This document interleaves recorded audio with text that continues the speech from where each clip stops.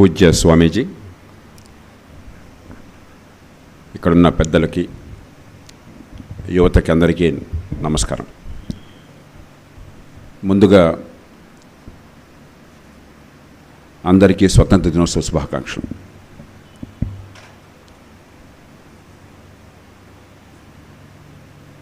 ఒక రకంగా ఈ దేశ జాతీయతకి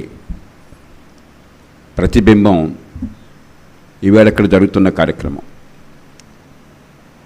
పూజ్య స్వామీజీ కానీ, రామకృష్ణ మఠం కానీ, రామకృష్ణ మిషన్ కానీ కులం, మతం, భాష, ప్రాంతం వాటికి అతీతంగా ఎలా సమాజాన్ని ఏకం చేయాలని చెప్పి నిరంతర ప్రయత్నం చేస్తున్నారు. స్వామి వివేకానంద చెప్పినట్టుగా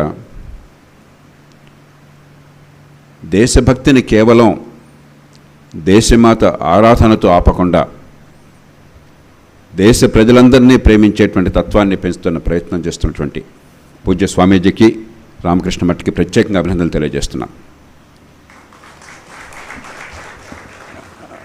15 ఆగస్టు అనగానే మనకి త్రివర్ణ పతాకం, జాతీయ గీతం, స్వతంత్రం గురించే మాటలు ఇవి అలవాటైపోతాయి.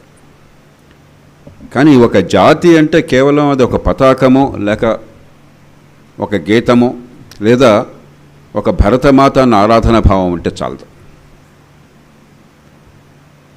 అవి కేవలం కొన్ని చిహ్నాలు మాత్రమే, అవి కాదు జాతి. ఒక్కసారి మనం ప్రపంచంలో ఇతర దేశాలను కొన్నిటిని చూస్తే మనకు అర్థమవుతుంది ఎంత అద్భుతమైనటువంటి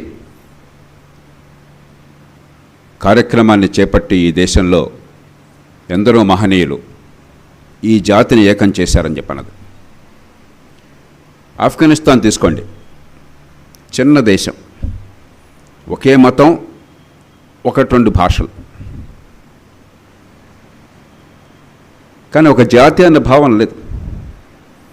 ఎవరు ఎప్పుడు ఎందుకు ఎవరిని చంపేస్తారో దేవుడికి ఎరుక. ఏ ప్రాంతంలో వాడి సైన్యం వాడిది, వాడి గొడవ వాడిది, వీడికి వాడంటే పడదు, వాడి ప్రాణం వీడిదిస్తాడు, వీడి ప్రాణం వాడిదిస్తాడు. కాంగో చూడండి, లేకపోతే గతంలో రువాండా, బురుండి అని 2 చిన్న చిన్న దేశాలు లక్షల మంది ప్రాణాలు తీసుకున్నారు ఒకళ్ళొకళ్ళు.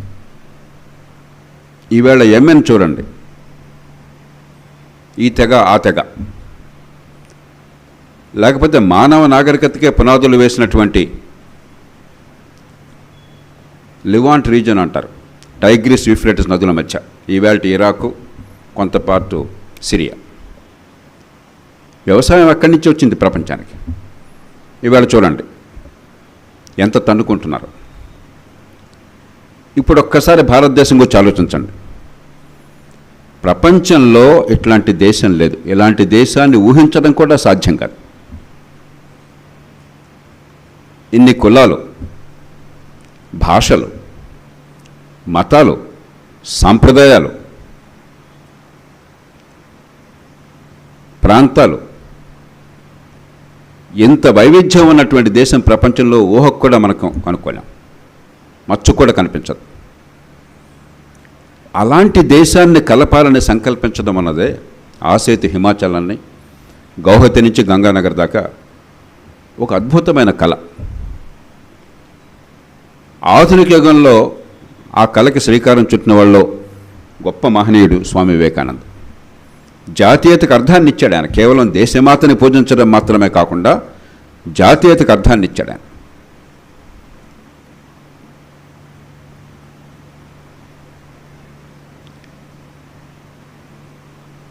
మనం ఈవేళ ఈ మందిరంలో ఉన్నాం, ఆధ్యాత్మికత నిండి మందిరంలో ఉన్నాం. నిజానికి నాకు ఆధ్యాత్మికత అంటే పెద్దగా తెలియదు.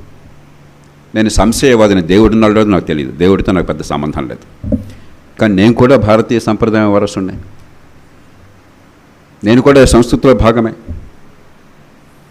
చారువాకుడు నిరీశ్వరవాది, దేవుడు లేడని గట్టిగా బల్లగుద్ది వాదించాడు, ఆయన కూడా భారతీయ సంస్కృతిలో భాగమే. బుద్ధుడు మన సంస్కృతిలో ఉన్నటువంటి పొరపాట్లను వెలికి తీసి పోరాడాడు. ఆయన మన సంస్కృతిలో ఒక అవతార పురుషుడే. అలాగే ఒక మహావీర జైనుడు. మన జాతీయతకి ఆలంబన ఏమన్నా ఉందంటే సత్యం ఏకత్ విప్ర బహుధా వదంతి. సత్యం ఒక్కటే, కానీ పండితులు లేకపోతే విజ్ఞులు రకరకాల రూపాల్లో రకరకాల పద్ధతుల్లో సత్యాన్ని వెతికే ప్రయత్నం చేస్తారు. ఇది పూర్తిగా నమ్మినటువంటి సంస్కృతి భారతీయ సంస్కృతి.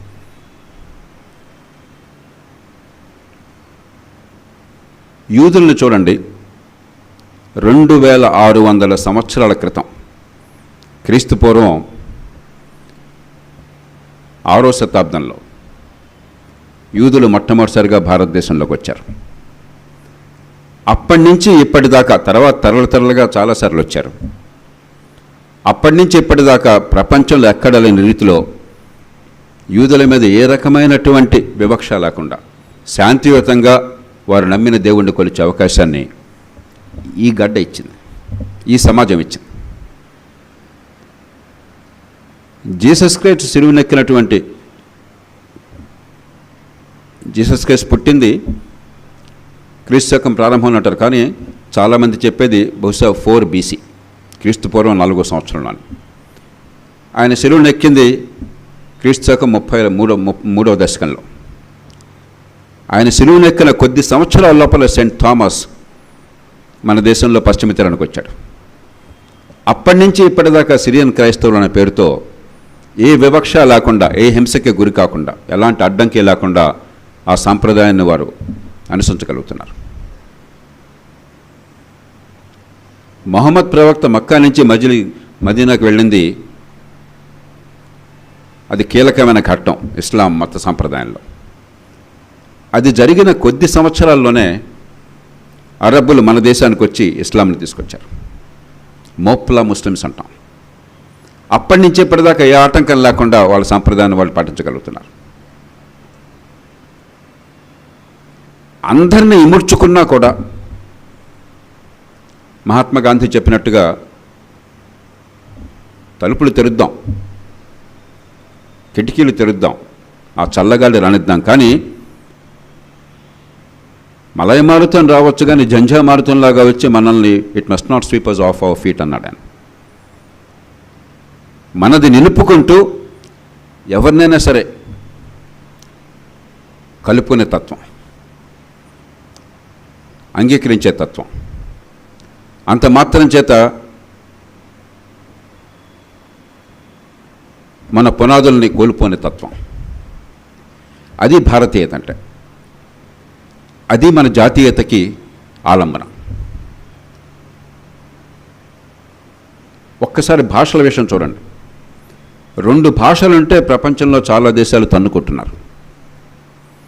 శ్రీలంకలో సింహళము, తమిళ భాష రెంటిని ఇముడ్చుకోలేక 30 ఏళ్ల పాటు నరమేధం చెలరేగింది. పచ్చగా ఉన్న దేశంలో చిచ్చు వచ్చింది. బెల్జియం లాంటి దేశంలో, చాలా సంపన్న దేశమైన, చిన్న దేశమైన, యూరోపియన్ యూనియన్కి రాజధానిగా ఉంటున్న 2 భాషలు, ఫ్రెంచ్ మాట్లాడేవాళ్ళు, డచ్ మాట్లాడేవాళ్ళు, వాళ్ళకి పడక ఇప్పటికి కూడా ఎన్నికలయ్యే ప్రతిసారి కూడా 1 సంవత్సరం 2 ఏళ్ళు పడుతుంది ప్రభుత్వం ఏర్పాటు కావడం కోసం చెప్పాను. ఇప్పుడు కూడా కెనడా చాలా సంపన్న దేశం. క్వెబెక్లో ఫ్రెంచ్ మాట్లాడతారు, మిగతా వాళ్ళంతా ఇంగ్లీష్ మాట్లాడతారు.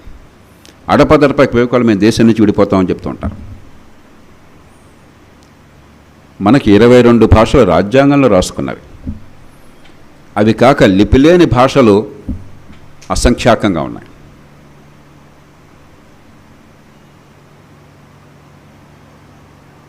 ఒక సమావేశంలో ఉంటే ఏ భాష నుంచి వచ్చారో మనకు తెలియదు, ఎన్ని భాషలను ఉండొచ్చు అక్కడ.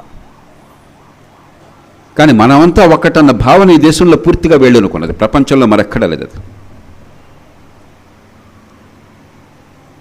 ఎన్ని మత సాంప్రదాయాల్ని, ఎన్ని రకాల ఆలోచనల్ని మనం ఇముడ్చుకున్నా కూడా మన విశిష్టతను కాపాడుకున్నాం.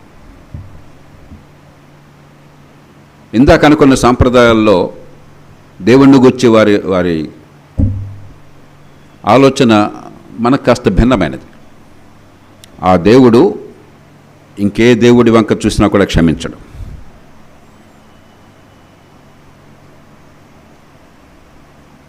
ఆ దేవుడు మరొకళ్ళను ప్రార్థించినట్టయితే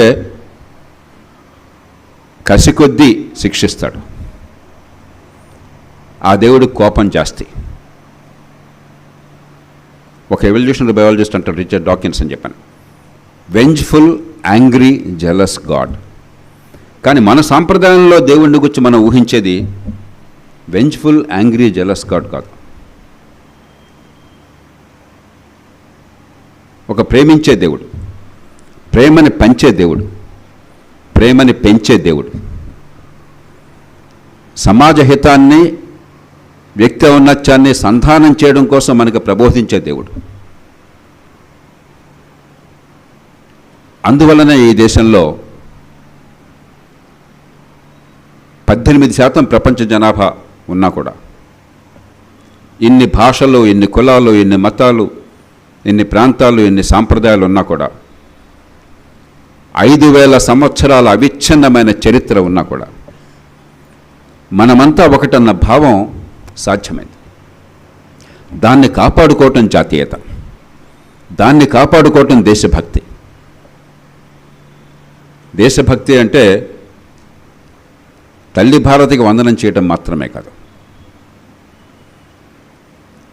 జాతీయ గీతాన్ని అద్భుతంగా పాడడం మాత్రమే కాదు,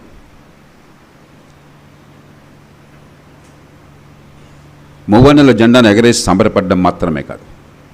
నిజమైన దేశభక్తి అంటే మనల్ని మనం ప్రేమించగలమా? దేశాన్ని ప్రేమిస్తూ ఇంటికి రాగానే కులం గురించి మాట్లాడేవాడు దేశభక్తుడు ఎట్లా అవుతాడు? ఇంకొక దేవుణ్ణి పూజించేవాడి పట్ల మీకు ద్వేషం అంటే దేశభక్తి ఎట్లా అవుతుంది? అది మన జాతీయత కాదే, అది మన సాంప్రదాయం కాదే, అది మన దేశం కాదే. పార్టీ పేరుతో నానాభూతులు మాట్లాడితే దేశభక్తి ఎట్లా అవుతుంది?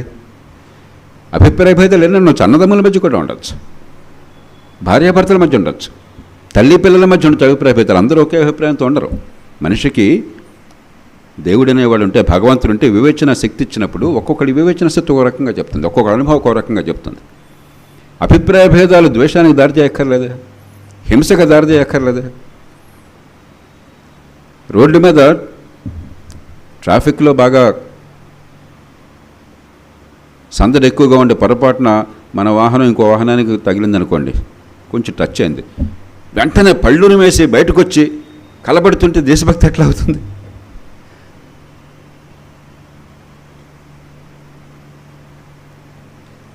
నిజమైన దేశభక్తి అంటే వ్యక్తి ఔన్నత్యము, సమాజహితము దాన్ని సంధానించగలమా లేదా? ఆధ్యాత్మికత చెప్పినా అదే, జాతీయత చెప్పినా అదే. ప్రతి మనిషి తాను బతకాలి, తన మనుగడ వద్దని ఎవరూ చెప్పరు. తనకు మారిన ధర్మం సాధ్యం కాదు. కానీ నా మనుగడతో పాటు 10 మంది హితం, రెంటిని కలపటం సాధ్యమా కాదా? అది సాధ్యమైతే దేశభక్తి, అది సాధ్యమైతే సమాజహితం, అది సాధ్యమైతే ఇంగిత జ్ఞానం, అది సాధ్యమైతే ఆధ్యాత్మికత, అది సాధ్యమైతే దైవభక్తి.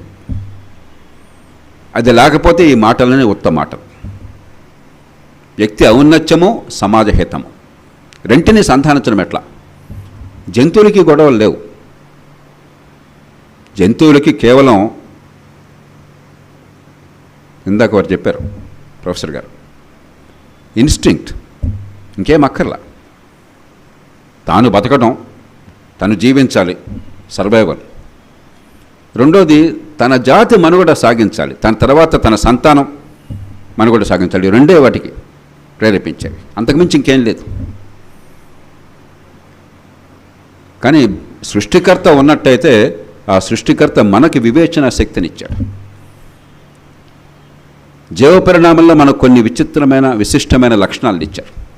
అందువల్ల ఇంత పెద్ద సమాజం సాధ్యమైంది. ముక్కుమొహం ఎరగిన వాళ్ళు ఇక్కడున్న వాళ్ళు, మీరు రోజు ఇక్కడికి వస్తున్నా కూడా మీలో చాలామంది, ప్రతి ఒక్కళ్ళు అందరికీ తెలియకపోవచ్చు.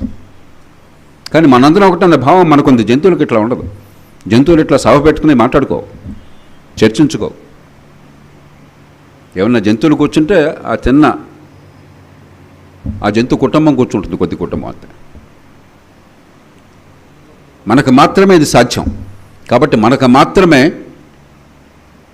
కేవలం ఇన్స్టింక్ట్ మాత్రమే కాకుండా వ్యక్తి జీవనాన్ని సమాజహితాన్ని సంధానించే ఏర్పాట్లు అవసరం. అదే దేశభక్తి, అదే జాతీయత, అదే సమాజానికి వచ్చిన చింతన, అదే ఆధ్యాత్మికత మాటకు వస్తాయి.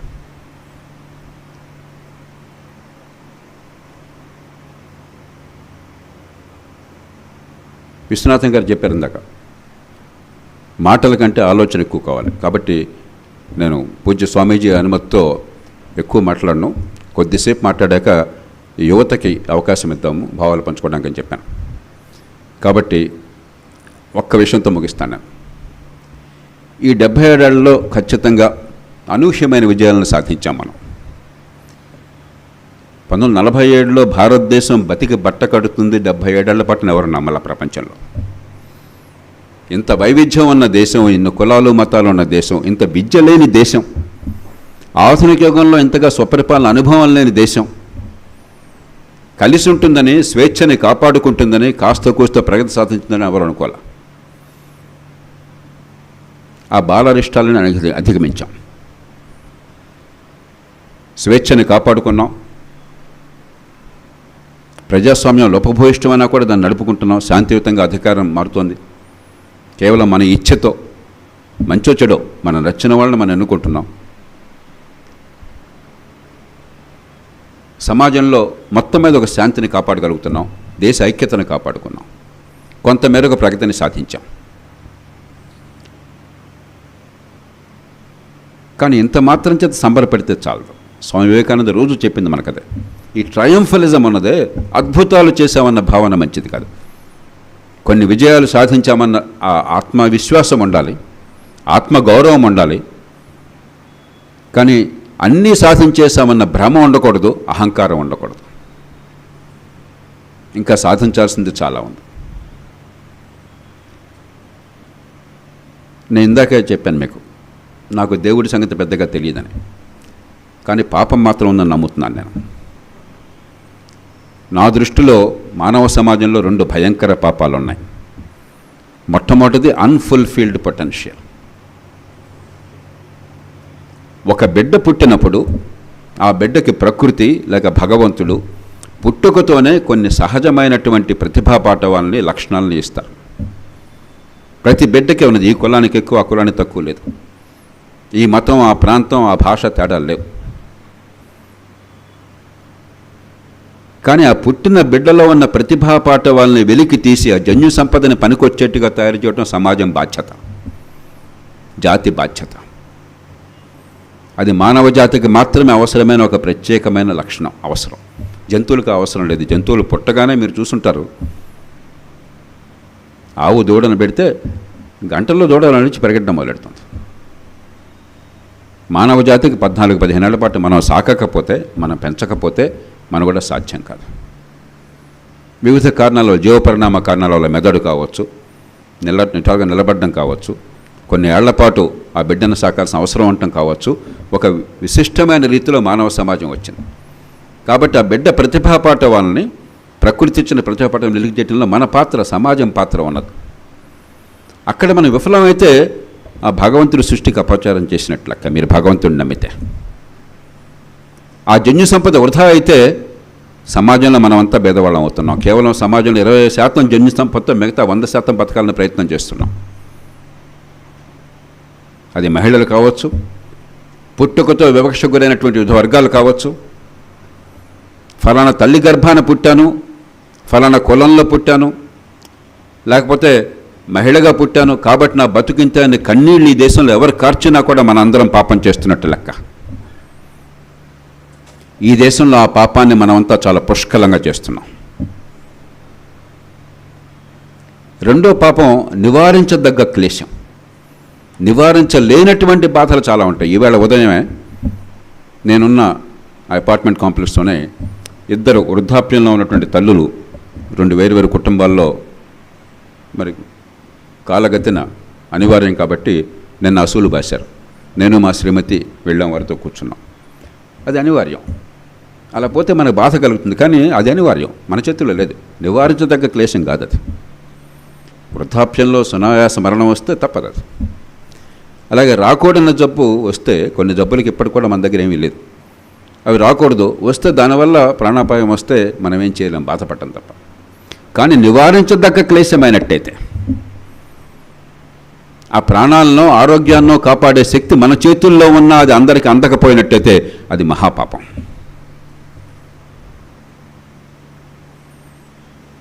ఆ రకంగా ఈ దేశంలో అతి ఎక్కువ పాపాన్ని మనమంతా సమిష్టిగా చేస్తున్నాం. 5.5 కోట్ల మంది ఈ దేశంలో ప్రతి ఏడాది అనారోగ్య కారణాల వల్ల పేదరికంలోకి జారిపోతున్నారు.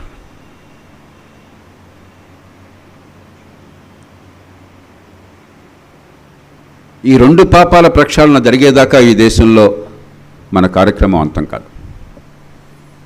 పుట్టిన ప్రతి బిడ్డ కూడా సగౌరవంగా బతికే అవకాశాన్ని ఇవ్వకపోతే, ఆత్మగౌరవంతో ఆత్మవిశ్వాసంతో బతికే అవకాశాన్ని ఇవ్వకపోతే, ఒక ఆనందమయ జీవితాన్ని గడిపే అవకాశాన్ని ఇవ్వకపోతే, వ్యక్తి పెరగడానికి సమాజం తోడ్పడకపోతే, సమాజ హితానికి వ్యక్తి తోడ్పడకపోతే ఈ దేశ నిర్మాణం పూర్తి కాదు. చాలామంది నన్ను అడుగుతుంటారు, దేశభక్తి అంటే ఏమిటి, లేకపోతే సమాజం అంటే ఏమిటి. ఏం లేదయ్యా, నువ్వెంత గొప్పవాడివైనా, స్వామీజీ చల్లవల్ల రామకృష్ణ మఠంలో కానీ లేకపోతే విద్యా సంస్థలో కానీ చదువుకున్నా, గొప్ప విద్యాబుద్ధులు వచ్చిన, ఆకాశాన్ని అంటే మేడ కట్టిన, పక్కింటి పోరగాడిని కొట్టిన దోమ మీ ఇంటికి వస్తుంది, నీ పిల్లల్ని నీ మనవరాళ్ళని కొడుతుంది. వాళ్ళకి మలేరియా వస్తుంది, డెంగ్యూ ఫీవర్ వస్తుంది, చికెన్ గున్యా వస్తుంది. ఇంకా మన అదృష్టం ఎల్లో ఫీవర్ ఈ దేశంలో రేపు పొద్దున ఎల్లో ఫీవర్ కూడా వస్తుంది. నువ్వెంత గొప్పవాడైనా నీ సొంతంగా దోమలను ఆపలేవు, 10 మంది కలిపి ఆపాల్సిందే. దేశాన్ని ప్రేమించాల్సిన అవసరం, స్వామీజీ నినాదం దేశాన్ని ప్రేమించాల్సిన అవసరం ఎందుకు అంటే, మనల్ని మనం ప్రేమిస్తే దేశాన్ని ప్రేమించాలి. 10 మంది కలిసి కాకుండా వ్యక్తికి మేలు చేయలేం, సాధ్యం కాదు. మీరెంత ఉన్నతులుగా భావించినా సరే, ఎంత గొప్పవాళ్ళు అనుకున్నా సరే, సమాజ హితమో వ్యక్తి ఔన్నత్యమో అవినాభావ సంబంధంతో, విడదీరాని సంబంధంతో ఉన్నాయి. అదొక్కటి గుర్తుంచుకుంటే ఈ దేశంలో చేయాల్సిన కార్యక్రమాలు చాలా కనిపిస్తాయి. అందుకు రామకృష్ణ మఠం, స్వామి బోధపానందజీ వారి బృందం మిమ్మల్ని తయారు చేస్తుంది. విజ్ఞులైన వారు, పెద్దలు, అనుభవజ్ఞులు, ప్రొఫెసర్ విశ్వనాథన్ గారు లాంటి వారు వారి అనుభవాన్ని రంగరించి మీ అందరికీ విజ్ఞత పంచుతున్నారు. ఈ యువత అంతా కూడా కేవలం ఈ పరీక్షలు, ర్యాంకులు, పోటీలు, తప్పులేదు, పోటీ పడడం, స్పర్ధ కావాలి. కానీ ఎందుకు? లక్ష్యం అర్థం కావాలి. లక్ష్యం లేని సాధన నిరర్థకం. ఐన్స్టైన్ సందర్భంలో చెప్పాడు, 20th century is characterized by perfection of means and confusion of ends. సాధనలో పరిపూర్ణత్వాన్ని సాధించాం, లక్ష్యాలు ఏమిటో అర్థం కాకుండా అగమ్యగోచరంగా అయిపోయినాం. కాబట్టి లక్ష్యాన్ని మరవబోకండి. లక్ష్యం ఐఏఎస్కి వెళ్ళటం కాదు, లక్ష్యం కోటీశ్వరుడు కావటం కాదు, లక్ష్యం పెద్ద పదవిని ఆక్రమించడం కాదు. అంతకంటే మూర్ఖపు లక్ష్యాలు ఇంకోటి ఉండవు. అవి మార్గాలు కేవలం, అవకాశాలు కేవలం. ఇందాక సోదరుడు నరసింహ చెప్పాడు, ఈ మధ్య జేపీ గారు, నేను ఐఏఎస్ చేరడం వల్ల వేలాది, లేకపోతే 10,000 మంది, లక్షల మంది తెలుగునాట పిల్లలంతా కూడా చెడిపోయారని బాధపడుతున్నానని చెప్పాను. అంటే ఐఏఎస్లో చేరడం తప్పని కాదు, ఐఏఎస్ఏ లక్ష్యంగా భావించి, పరీక్షల్లో విజయం గొప్పగా భావించి, ఎందుకో మర్చిపోయి దేశానికి పరాన్నభుక్కులుగా అయ్యాడు కొంతమంది. ఆ విజయం సాధించగానే విజయోత్సవం, వికటాట్టహాసం, విజయగర్వం. కొద్దిమంది మినహాయిస్తే సమాజం కోసం మనం ఉన్నాం, గొప్ప అవకాశం వచ్చింది, ఉపయోగించుకుందాం, ప్రజలకు మేలు చేయడం కోసం మర్చిపోతారు. రాని వాళ్ళంతా ఆత్మన్యూనత, అవమానం, డిప్రెషను. దానికి తెలుగులో ఏమంటారు స్వామీజీ? డిప్రెషను. జీవితం అంతా కోల్పోయామని చెప్పని అదేదో పాత సినిమా తెలుగు పాటలాగా జగమే మాయా బ్రతుకమే అని పాడుకోవటం. అంటే లక్ష్యం మర్చిపోయినాం. మనం ఏ పని చేసినా కూడా మన ఔన్నత్యం కావాలి, సమాజ హితం కావాలి. సమాజానికి పనికొచ్చే వస్తువుల్ని, సేవల్ని ఉత్పత్తి చేసే శక్తి కావాలి. సమాజానికి పనికొచ్చే ఏ పని చేసినా కూడా అది గౌరవప్రదమైనది, దానికి గర్వపడాలి, దాన్ని ఎంత సమర్థంగా చేయాలని ఆలోచించాలి.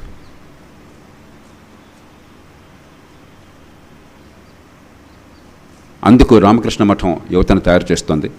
మనసారా స్వామీజీకి, వారి బృందానికి గుండె లోతుల్లోంచి ధన్యవాదాలు తెలియజేస్తూ, మరోసారి మీ అందరికీ శుభాకాంక్షలు తెలియజేస్తూ, మీ ప్రశ్నల్ని ఒక ఆరోగ్యకరమైన చర్చని ఆహ్వానిస్తూ మీకు నమస్కరిస్తూ సెలవు తీసుకుంటున్నాను. జై హింద్.